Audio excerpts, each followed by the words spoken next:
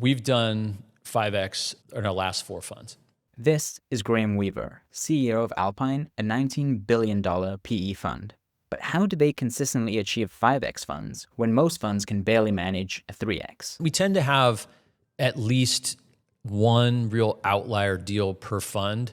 We're getting better at identifying the ingredients of that outlier. I spent the past 3 days trying to figure out what are the ingredients of those outliers. What I found are 11 steps that they follow with every roll-up, and it all starts with step 1. Step 1 was the most surprising to me. They built out the executive team first before they'd even mapped out the market or done their first acquisition. So they assemble a $100 million team, or the team that they hope to get them to $100 million in revenue or $100 million in EBITDA. And specifically, the people that they look for are the CEO, the head of M&A, and whoever will be in charge of integrating the companies that they buy. The reason that they have the CEO, the head of M&A, and the person leading integrations is because when they look at the market together, they can understand the dynamics of the market to understand what would actually make a roll-up successful. They'll understand what companies are out there and which ones they can buy, and then also how they'll be able to integrate them together and actually pull different value creation levers or different ways to increase the revenue of these companies once they've bought them. This does come with a trade-off though, in that you're probably spending $1 million plus in compensation before you've even bought your first company. And so it's a huge cost to pay, but the goal here is that this is an investment to actually build a $100 million plus EBITDA company. So that's step 1. The second step is identifying a roll-up ready market. So how do you actually identify what markets have good characteristics for a roll-up? So Alpine looks for 4 things in markets that they try and roll up. The first thing is fragmentation. So are there a sufficient number of small to mid-sized companies that you can actually acquire? Second thing is tailwinds. Is there a global shift that is happening that will lead to more customers for the companies that you actually buy? Simply put, is the market growing? The third criteria is stickiness. So of the companies within this market, do they have raving fans? Is churn low? And is this something that is broadly a characteristic of the market? Or is it a market with inherent structural churn? And the fourth one is perhaps the most important characteristic besides fragmentation, and that is expansion. So we'll go through each of these with an example. The first one, fragmentation. One market that had the characteristics of a highly fragmented market was legal time billing software. There were at least 100 software players in this market. So it was highly fragmented, and so there were a lot of potential companies to buy and roll up. The second was tailwinds. They had 2 tailwinds in their favor.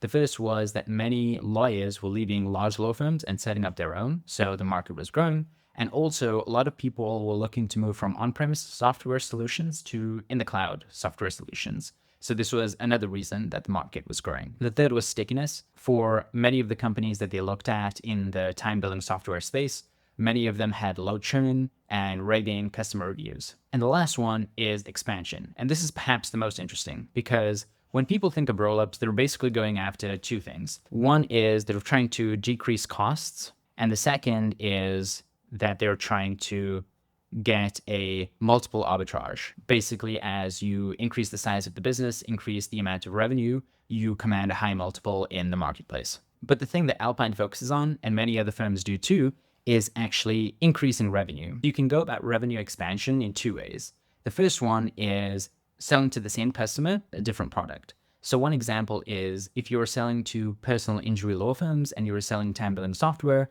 you can expand into payments. So selling the same customers on a different product, expanding the product line.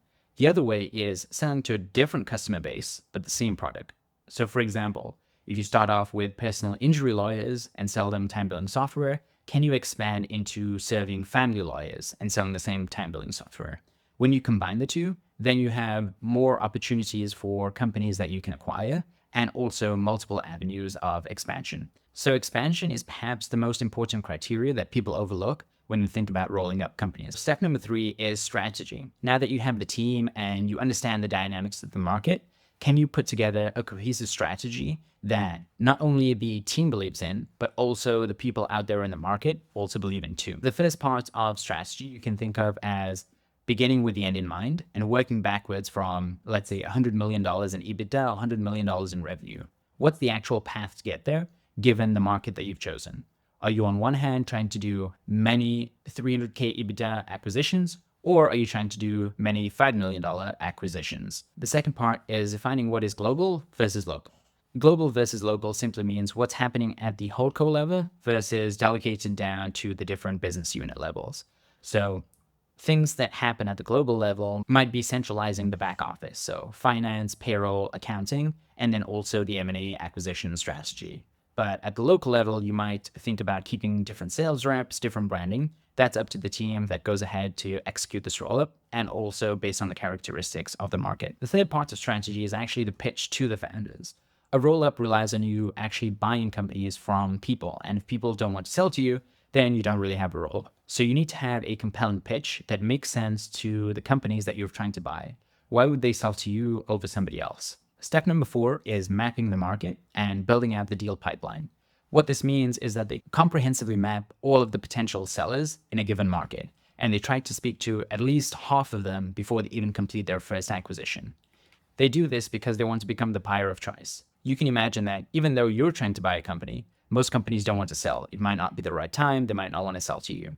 And so what you want to do is put yourself in a position such that when they are ready, they do want to sell to you, or at the very least, they let you know that they're looking to sell. The other reason is that it helps you think about your strategy. If you're looking to increase revenue, you can identify which are the best targets to add on in order to increase the type of customers that you serve or the products that you can serve those customers. That was phase 1, everything they do before they even buy a company. Phase 2 is about how they buy their first company, their platform.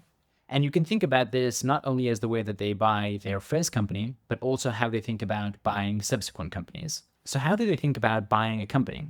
This was another area that I was quite surprised. What they care about for their first acquisition, their platform acquisition, is not necessarily how big the company is, but how solid the company is. Does it have a good bones foundation? And what that means is, does it have raving fans, higher revenue predictability or recurring revenue, and finally, a good team? And when they say small here, what they mean is $3 million and $3 million in EBITDA if it's a services business, or $3 million in revenue if it is a software business. The next step is aligning with the seller. Once they've identified the ideal platform acquisition and they're in the negotiation process or even speaking to them, what they try and do is make sure that they have complete alignment up front on what's going to stay the same and what's going to be different. So it might be that the seller has set up like a nice payroll system. They have their own CRM that they built out themselves. Alpine or the Rollup team might say, hey, actually, I know you spent a lot of time and a lot of money on this, but we're going to strip it all out and use our own systems. They basically just have this conversation up front rather than later. It can be tempting if you're desperate to get your first acquisition done to just gloss over some things and then hash it out later once the acquisition's gone through. But Alpine tries to do this up front to prevent any disagreements later. The next step is actually planning their integration during due diligence. They bring in the operators who will actually be integrating this business and operating them into the due diligence process. This allows them to validate the assumptions that the M&A team is making and actually can be executed on and not just be executed on in theory. A few things they might diligence are their ability to cross-sell. Can you actually cross-sell to the existing customer base? Will the teams actually mesh and gel together, or will there be a cultural problem? And then also, can you actually integrate the systems or anything that they may have into the platform that you've already bought? That's integration, not just for the platform acquisition, but also subsequent acquisitions. That was phase 2, buying their first business, and generally how they look at buying any business. Phase 3 is actually scaling the rollup and executing their M&A strategy or building out their M&A engine. There are 3 parts to this. The first part of scaling the rollup is value creation. Before they buy any add-on, they have to answer the question, how is this company more valuable as part of our platform as it would be on its own? And there might be different ways that this is valuable. The first part is cross-sell, which we've talked about previously. So selling new products or selling to a different user base. Another might be go-to-market playbook. So the company that you're acquiring or the new add-on has a superior go-to-market motion or has a better sales team that you can then cross-populate across your existing platform. The last one is economies of scale. So if you're thinking about supplies, if you're buying more supplies at the holdco level, then you can perhaps make it cheaper to serve individual customers. The next part is integration. And what they try and do is get everyone standardized on the same ERP and the same financial system within 20 to 30 days. They do this because it shows momentum to the team that they're acquiring. Hey, we're serious and we're excited to have you. And by joining us, your services and your products and your team will get a lot better. So showing momentum to the company that they've bought. The other important thing that this does is that it gives the executive team visibility across the whole organization. Now they understand which companies are performing better, how they're performing, and they can compare them to get a true understanding of what's happening across the organization. The next part of scaling the acquisition engine or scaling the rollup is going slow to go fast. So the first acquisitions that they do, they're a lot slower and more deliberate. They want to do this because they want to get the systems, the team, and the integration process dialed so that they can do this at a fast pace in the future. The second thing is testing their assumptions of their strategy.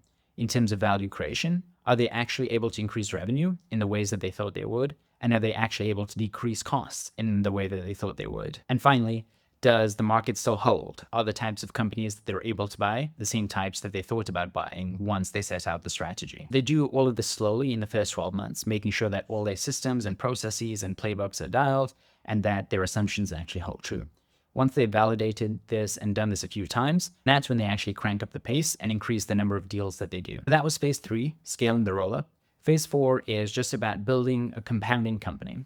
The way that they think about this is in terms of governance. So this is 2 parts. The first part is the board. What Alpine tries to do is construct a board for a new rollup that comprises of people who have successfully executed on a similar strategy in a similar space. One example might be putting the CEO from an HVAC rollup on the board of a new roofing rollup.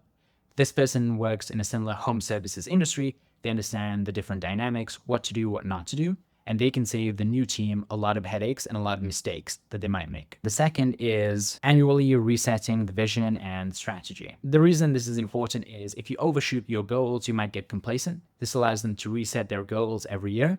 And then also in cases where the markets change, for example, during COVID, what do you do in those sorts of situations? It might be time to pivot. It might be time to change your strategy, and being able to have the freedom to do that every year as you get more and more data and the markets change actually helps. So that concludes the overview of Alpine's playbook. So we went through 4 phases. Phase number 1 was the foundation, everything that happens before you actually buy a business. Phase number 2 was executing your first acquisition or buying the platform. Phase number 3 was scaling the rollup.